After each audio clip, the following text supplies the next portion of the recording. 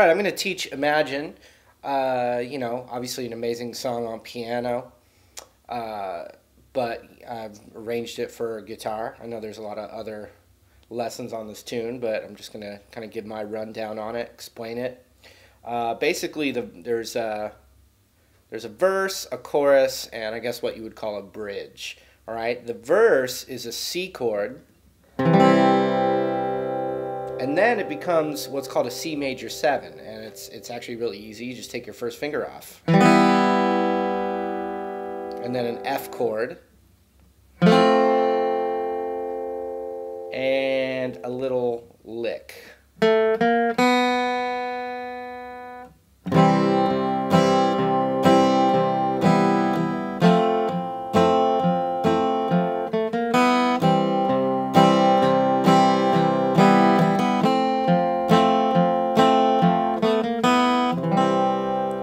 So let's take a closer look at what's going on. All right, here's what's going on. I'm playing the C chord, and I'm kind of emphasizing this bass note with my ring finger. I kind of hit that first, and then strum the chord. So it would be...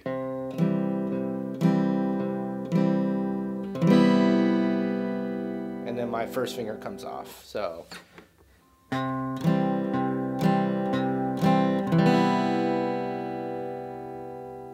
then I switch to an F chord. And when I play an F, I know a lot of people have problems covering both of these. I actually don't really do that. I just play it these three, and then I'm kind of just letting my first finger touch that high E, you know, and it mutes it a little bit. So sometimes that's easier for people. And then we've got, and then I'm hitting the bass note right there. 3 of those into the lick.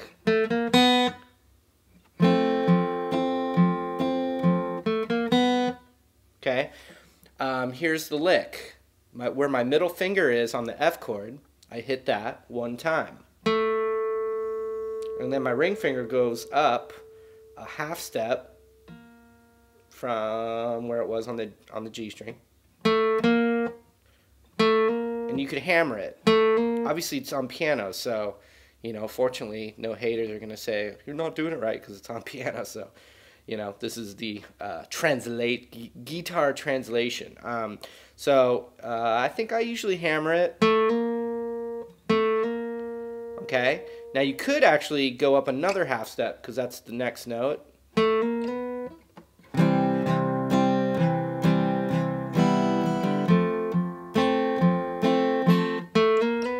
Like that. But what I tend to do, and then the open B string, which is the same note.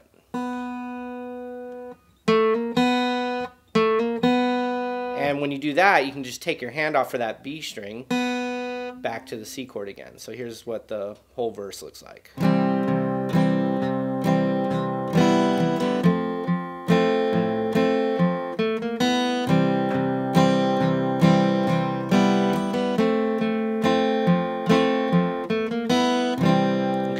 Now let's talk about the chorus. Beatles use this a lot, a little walk down. So it's kind of like adding a bass line within the chords, okay? So I take the F chord, and I keep emphasizing the first note of the chord, like that.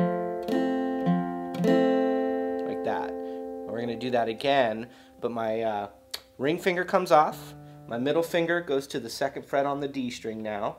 So it actually looks like an A minor 7, but you could also call it an F over E. Okay, so here's those two again. Then I'm going to go to a D minor chord. So my middle finger is on the 2nd fret of the G string. And what I'm doing is I'm going to put my pinky, this is going to be weird for some people, my pinky on the 3rd fret of the B string, and then my first finger on the 1st fret of the high E string. And my root note of that chord is this D string right here. And the reason I play it this way is because my ring finger is going to then go to the 3rd fret on the A string within that chord. So here's what we have so far.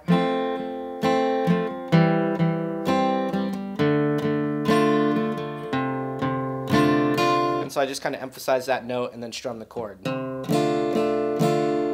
then it goes to a G chord or a G7. So if you're playing as a G7, you're going to use your ring finger on the 3rd fret of the low E, middle finger right here, and pinky right there. And then you can, just like that. Okay, here's that whole chorus in real time.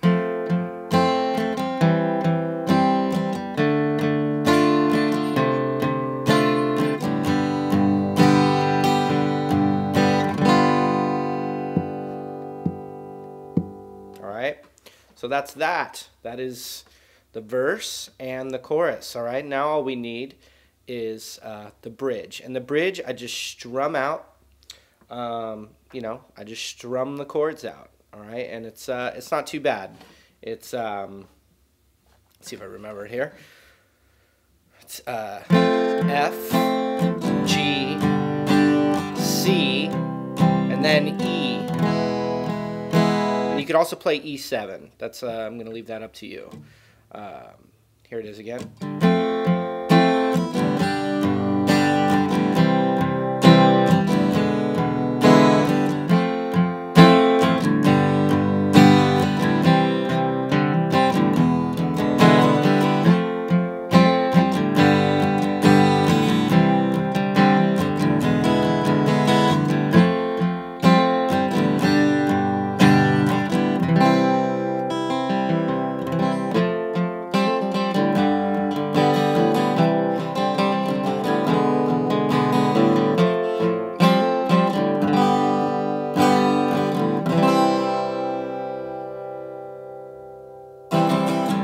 Alright, yes, once again, Marty Schwartz here, GuitarJams.com with the Z.